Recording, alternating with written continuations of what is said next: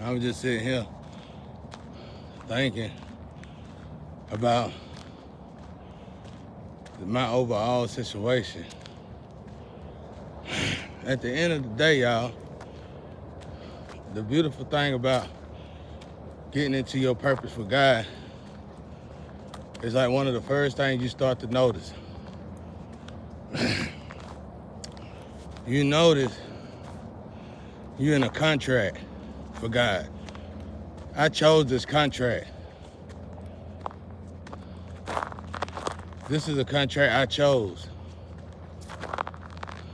This is a double contract, double mission.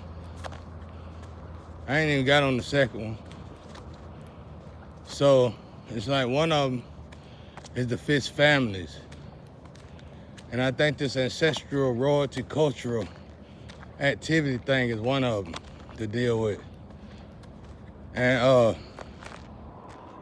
the other is, now in this first one, the flame is involved in it. She actually, her job is to really be so messy that it brings things to the surface. That's her contract, really. She actually wrote it out, I think. I'm just participating.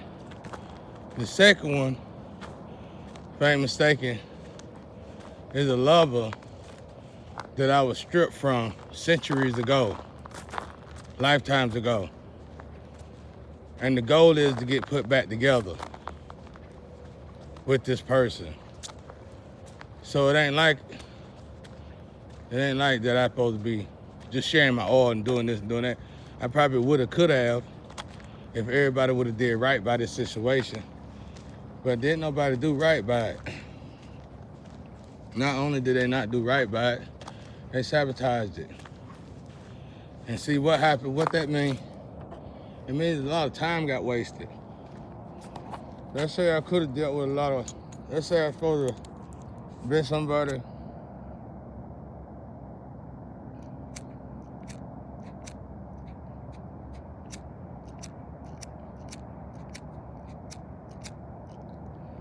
Let's say I could have been somebody.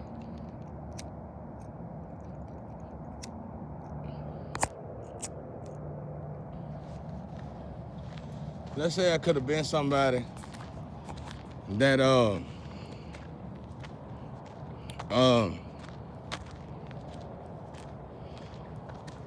what was I saying?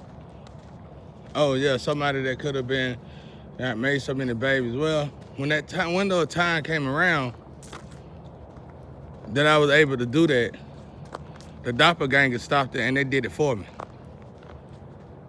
See what I'm saying?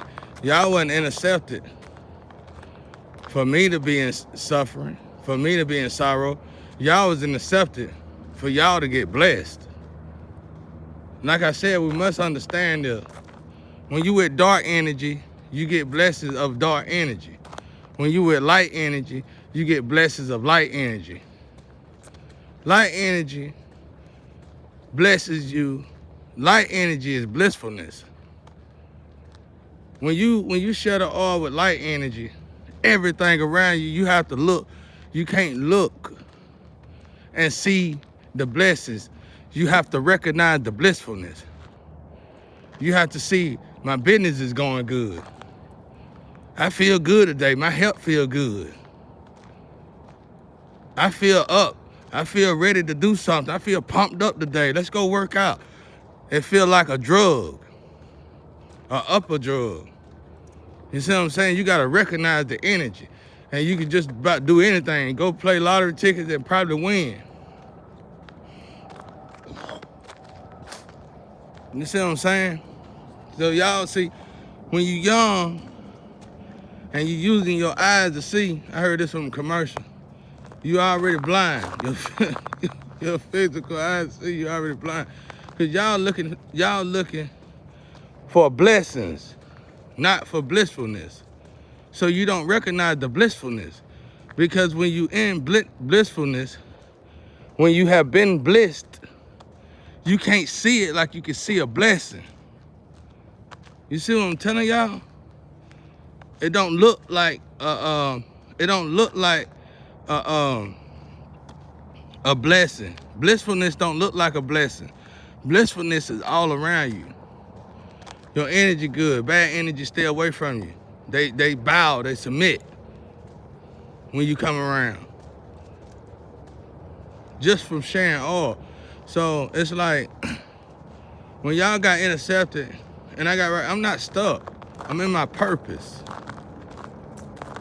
The blissfulness is right here with me. God is right here with me. So how can I be suffering? What better place to be is with God? No, y'all was intercepted to keep from getting to me. Y'all missed out. Because if I could be so great and so marvelous, so spectacular, so incredible from a distance, a great distance, then you can only imagine how I am in person.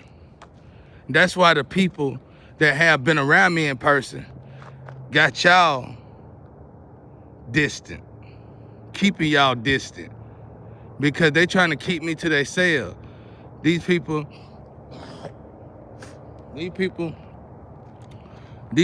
love, these people right here, these are the kind of people who would love to eat me and wear my skin. They overly love. I have to forcefully stay away from these people. You see what I'm saying?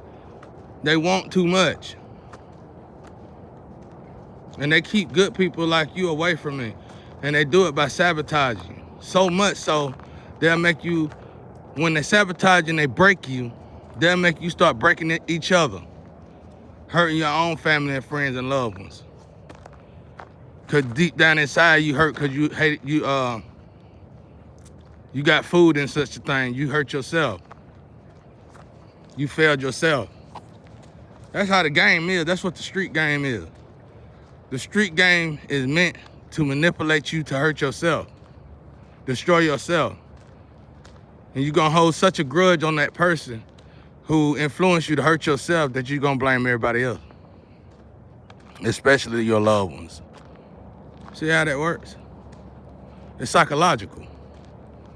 That's why I was able to tell y'all ain't hard, y'all ain't from the street, and I was pissing y'all off, wasn't I? I wanted to, cause I knew what it is. I knew what time I was born and raised in the street. I was born and raised in the ghetto. So much so that I ain't joined no gang when I should have joined the gang. Supposed to have joined the gang. I chose not to join the gang just so I could fight with the gangs and fight against the gangs. I fight with the gangs and fight against the gangs by myself. And that made me hard. I like saying no to people that think I ain't gotta say no to them and think I ain't supposed to say no to them. I get excited off of that. I was gonna say something else. I get excited off of that. That excites me. I'm not influencing nobody else to do that because it will get you killed. You will die acting like that. You sure will. So don't even think about it. But that's the kind of person I was. My life was so hard. My life was so tough when I was growing up. I hated life. I couldn't stand life, and I couldn't believe that God could even create such a life. Now, so I did everything in my power to make somebody do what they gotta do. You know what I'm saying? That's the way I was. I wasn't finna run from no gun. I'm gonna look at that barrel, and I'm gonna look at you in your eye, and I'm gonna tell you, you better pull it. Cause I ain't about to run. I'm too lazy to run. That's just the way I was. I don't care what y'all think when you look at me and think this or that, think that. I don't give a damn. Let me tell y'all something out there. It take a stronger and a bigger person to watch their mouth. It take a stronger and a bigger person to not join gangs. It take a stronger and a bigger person to fight back. It take a stronger and a bigger person to stand up on their own. And it even take an even more stronger and a bigger person to be all that and still have to live amongst those who could care less about any of that. Still have to be around those who could care less about any of that. You don't see me go to the block party that like I used to.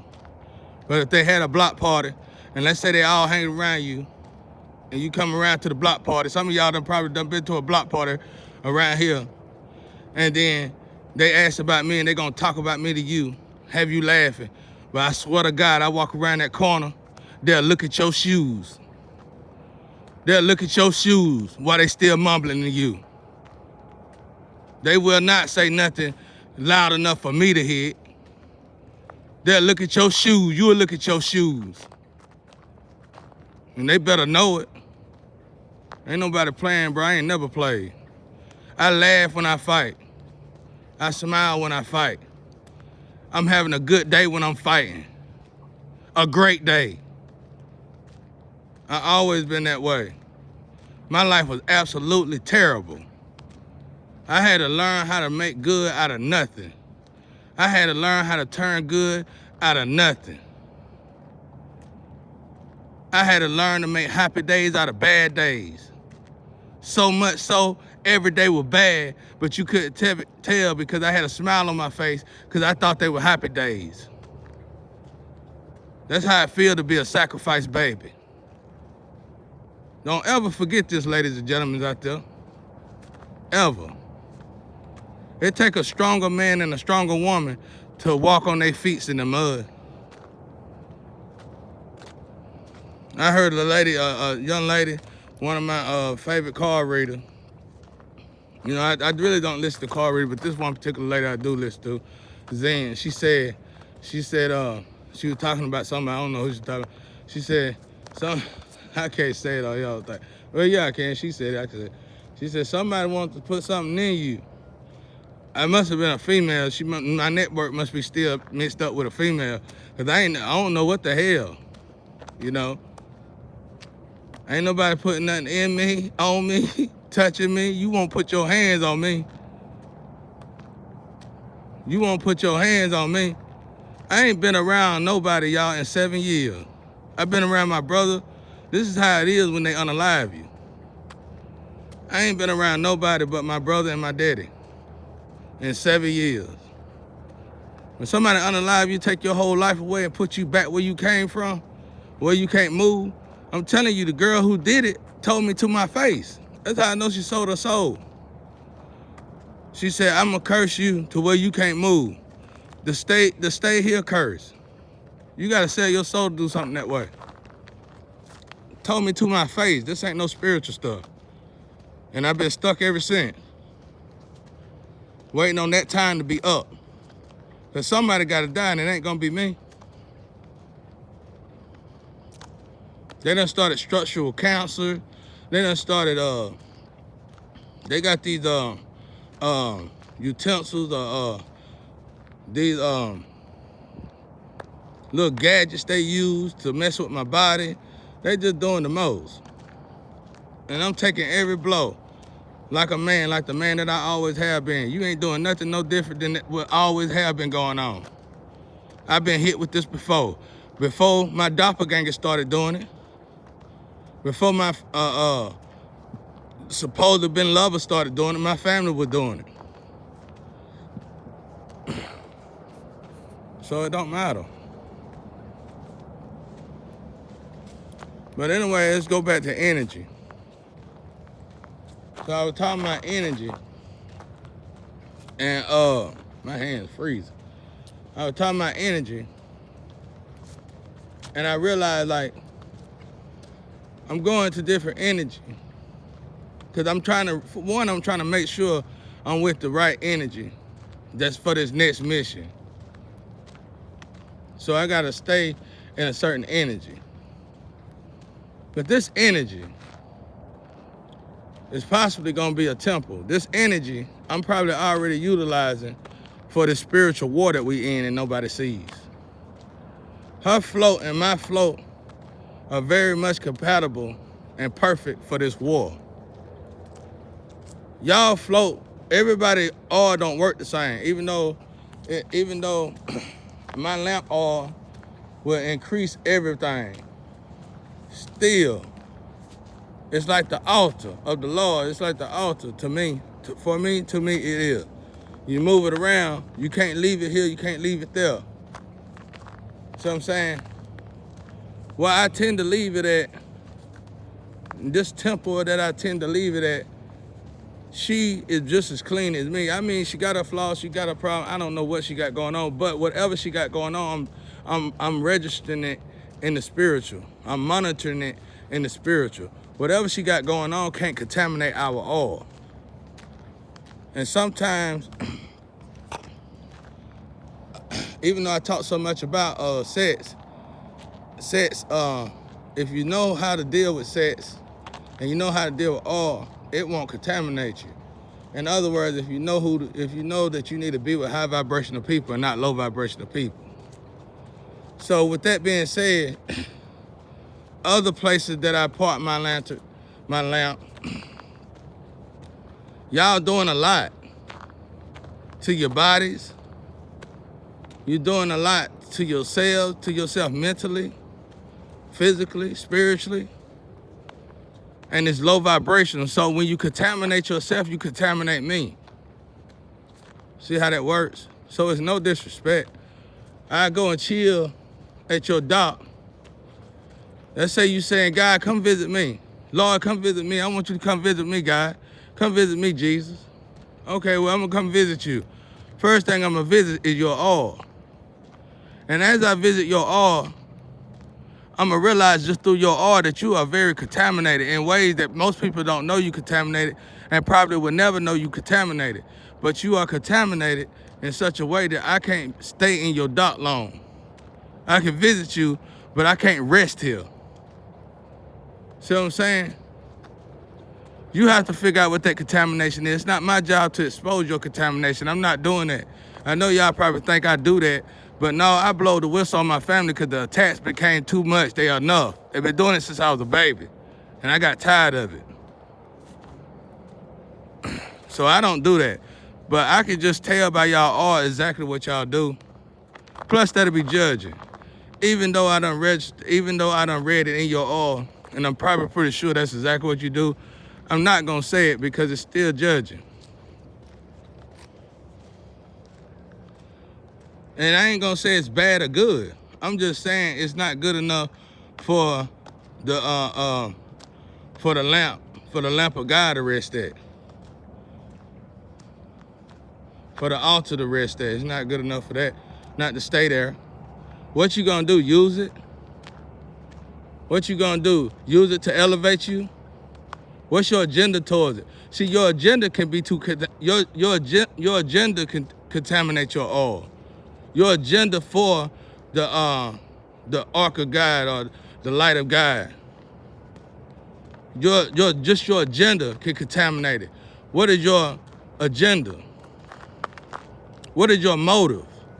All right, now let me give you an example. So let's say the one I do park my dock at, y'all know something about it I don't know, and she got some hidden motive.